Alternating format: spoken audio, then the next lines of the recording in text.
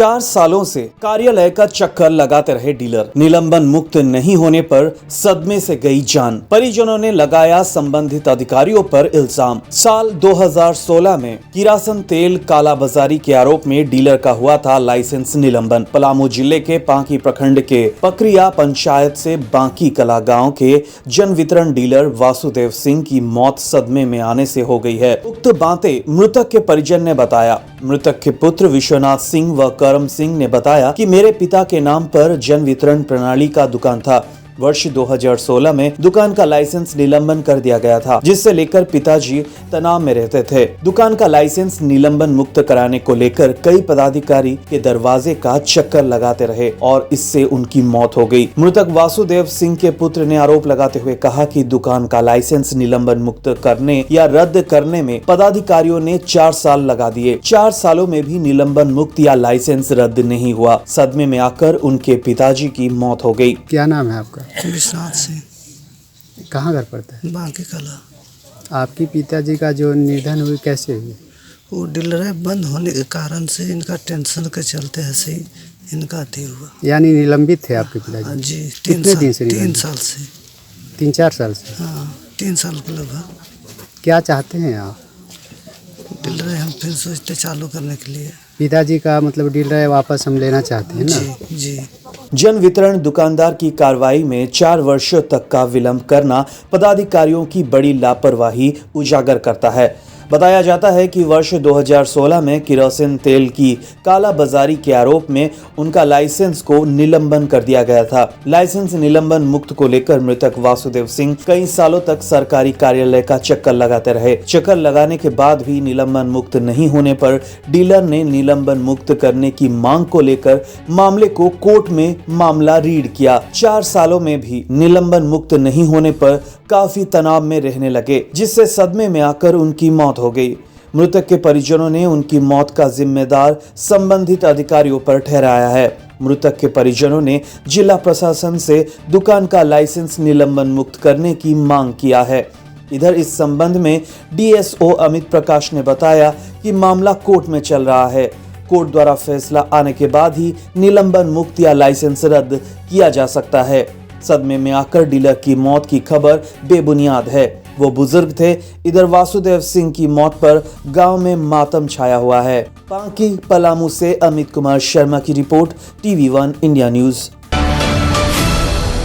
प्रखंड के प्रखंड मुख्यालय स्थित प्रांगण में ग्रामीण विकास योजना के तहत एवं सरकारी कार्यक्रम के तहत शनिवार को गरीबों, असहायों, मजदूर सहित JSLPS के आजीविका ग्राम संगठन महिलाओं के बीच विभिन्न योजनाओं से चेक का वितरण किया गया। ये वितरण एक सरकारी कार्यक्रम के तहत किया गया है। इस कार्यक्रम की अध्यक्षता जीप सदस्य विक्रम कुमार यादव व अरुण कुमार यादव ने संयुक्त रूप से किया। वहीं संचालन BDO मुरली यादव ने किया तथा उन्होंने कार्यक्रम का रूपरेख को बताया। कार्यक्रम को सफल बनाने के लिए युवा राजद जितेंद्र सार्थक ने सराहनीय योगदान किया। मौके पर BDO मुरली यादव के द्वारा कार्यक्रम का रूपरेखा बताया गया। मौके पर मंत्री ने कार्यक्रम में आए गरीबों, असहाय मजदूरों को 600 कंबल का वितरण, साड़ी एवं लुंगी, PM आवास के लाभुकों को स्वीकृति पत्र का वितरण किया। इस बीच मंत्री ने JSLPS के आजीविका ग्राम संगठन SHG समूह के 100 सदस्यों महिलाओं को 15-15 हजार रुपए के चेक, सामुदायिक निधि से 35 समूह के सदस्यों को 25-25 हजार रुपए का चेक, आजीविका क्षेत्र में परस्पर आगे बढ़ाने के लिए ऋण लिंकेज के तहत बैंक ऑफ इंडिया व झारखंड राज्य ग्रामीण बैंक से कुल 37 आजीविका समूह को 1-1 लाख का चेक वितरण किया। ये आजीविका ग्राम समूह के सदस्यों का यह लाभ ग्रामीण विकास विभाग के सौजन्य से किया गया। मौके पर मंत्री सत्यानंद भोक्ता ने झारखंड सरकार के 1 वर्ष पूरा होने तथा अब झारखंड में सामान्य जीवन होने के लिए प्रखंड के वासियों को शुभकामनाएं दी। गाँव देहात में साइकिल मिलता था, नहीं तो चिड़िया मिलता था, नहीं तो गाड़ी मिलता था, पूरा सड़क समझता था, हाट बाजार सब बंद हो गया था। लेकिन यहाँ बहुत लोग छोड़ के चले गए। लेकिन सत्यानंद भोक्ता का मुकाबला करने के लिए रात और दिन लगातार घूमते रहे। चाहे आपको गोदाम चेक करना हो, चावल जा रहा है नहीं जा रहा है, दीदी किचन योजना के माध्यम से, मुख्यमंत्री दाल योजना के माध्यम से खाना मिल रहा है नहीं मिल रहा है, लगातार विभिन्न पंचायतों में घूमकर दुख के घड़ी में हम आपके साथ लगातार बने रहे कि कोरोना अगर किसी को होता है तो जनता अगर जनप्रतिनिधि चुनाव अगर डर से भाग जाता है तो फिर जनता का भयभीत हो जाएगा। जब सांसद विधायक यहाँ नहीं रहे तो कोई मेरा बिना कोई मालिक के बिना घर नहीं चल सकता है। इसलिए अपना क्षेत्र लगातार 1 बरस बीतने के बाद भी हमने नहीं छोड़ा। लगातार आपके बीच में दुख में सुख में होली में दिवाली में छठ प्रसाद से लेकर छठियारी तक हमेशा उपलब्ध रहे और अभी भी ATM की तरह उपलब्ध हैं। और खासकर चतरा विधानसभा में हमने जो सड़क बनाया पुल बनाया उसके बाद कोई भी विकास का मार्ग भी दिखाई नहीं दे रहा है। सब जर्जर हो गया है। चाहे कुंगा पत्थर का सड़क हो, चाहे संगरी घाटी का सड़क हो, चाहे जोरी प्रतापपुर के सड़क बीच में सड़क में पुल हो, ऐसे पूरे विधानसभा में पूरा सड़क का हाल बेहाल हो गया है। कोई देखने वाला नहीं था। लेकिन आप लोगों के आशीर्वाद, आप लोगों का सहयोग, आपके निर्णय सब मान रहा कि यहाँ से अपने चुनाव जिताकर तीसरा बार भेजने का काम किया।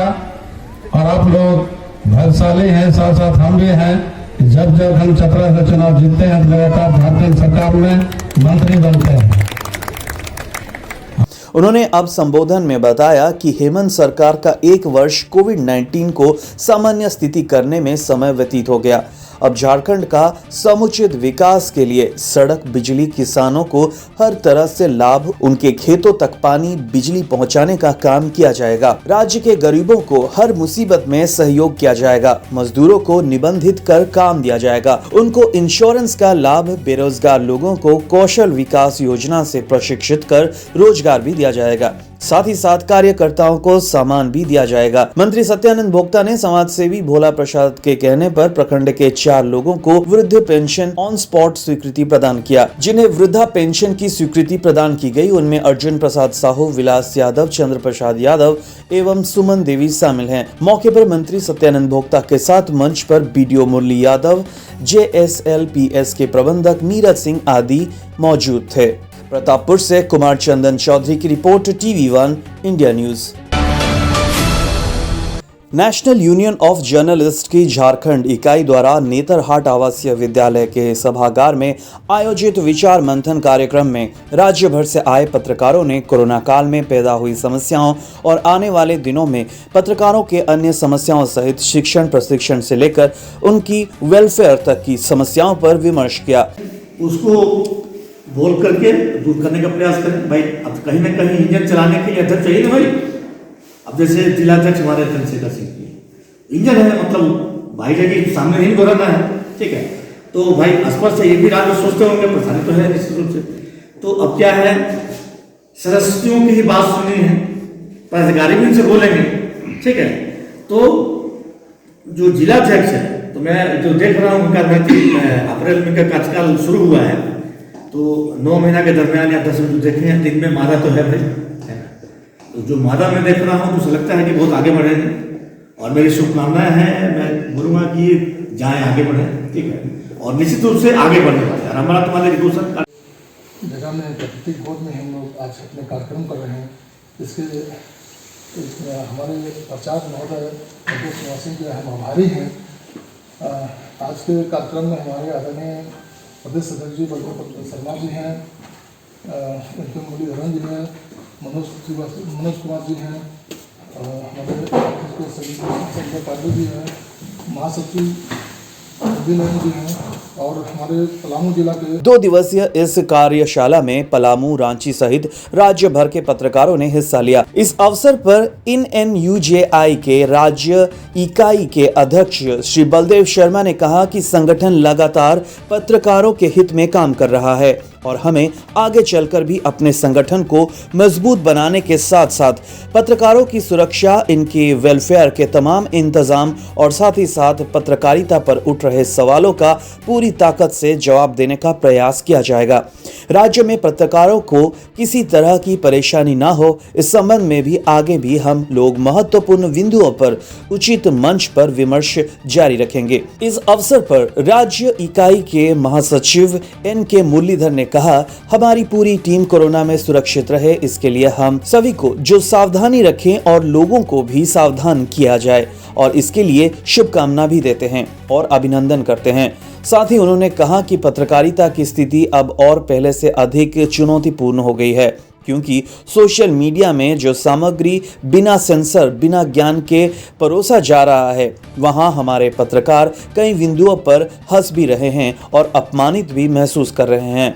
हमें सावधान रहना है और उन सभी बिंदुओं का ख्याल रखना है जिससे पत्रकारिता की मर्यादा और स्तर के कारण हम अपने प्रोफेशन को ऊंचा उठा सके। इस कार्यक्रम में national union of journalist India के राष्ट्रीय सचिव संजय पांडे ने कहा है कि पत्रकारिता के मूल उद्देश्य पर ध्यान दिया जाए और ठीक न्यूज से हर पत्रकार अपने आप को पूरी तरह से सुरक्षित करें। इस विषय पर उन्होंने विशेष ध्यान देते हुए कई महत्वपूर्ण जानकारियां दी कि किस तरह से फेक न्यूज से बचा सकता है और गूगल के साथ किस तरह से सहयोग करके हम इन फेक न्यूज की जांच भी कर सकते हैं, जिससे हमारी पत्रकारिता को धार और मजबूत हो सकती है और जिसके साथ हम समाज में विश्वसनीय बने रह सकते हैं। उन्होंने आगे इस विषय पर लगातार काम करने की जरूरत पर बल दिया और कहा कि पूरे राज्य में आने वाले विश्व कप में हमें इस विषय पर ही हर जिला प्रखंड स्तर पर पत्रकारों की कार्यशाला आयोजित करेंगे। मौके पर ANUJI के पलामू जिलाध्यक्ष Chandrashekhar Singh,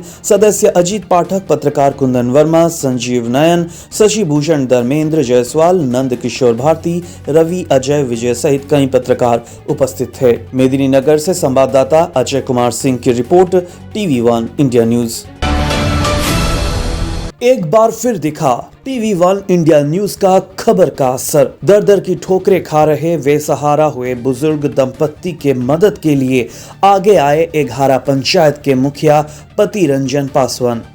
TV1 India news में कलयुगी बेटे के द्वारा अपने बुजुर्ग माता पिता की देखरेख ना किए जाने को लेकर TV1 इंडिया न्यूज में प्रकाशन के बाद एघारा पंचायत के मुखिया पति रंजन पासवान इस खबर को गंभीरता से लिया। उन्होंने उक्त वृद्ध दंपत्ति से बैठकर नगद राशि तथा खाने के लिए चावल उपलब्ध करवाया। उन्होंने बताया कि इस वृद्ध दंपत्ति को लाल कार्ड, वृद्ध पेंशन तथा प्रधानमंत्री आवास की सुविधा पहले से ही उपलब्ध कराई जा चुकी है। मुखिया पति ने वृद्ध दंपत्ति के पुत्र से मिलकर उसे अपने माता पिता की देखरेख करने की भी सलाह दी। चतरा प्रतापपुर से कुमार चंदन चौधरी की report, TV1 India news. Chatra शहर के बीचों बीच स्थित गंदौरी तालाब में डूबने से एक युवक की मौत हो गई है। शहर के नगवा मोहल्ला निवासी नरेश राम सुबह में तालाब में स्नान करने गया था। इसी दौरान वो नहाने के दौरान ही गहरे पानी में चला गया। में मौके पर मौजूद लोगों ने मामले की सूचना सदर थाना प्रभारी को दी, जिसके बाद स्थानीय मछुआरों के साथ मौके पर पहुंचे थाना प्रभारी ने घंटों मशक्कत के बाद तालाब में डूबे युवक का शव बाहर निकलवाया और पोस्टमार्टम के लिए सदर अस्पताल भिजवा दिया।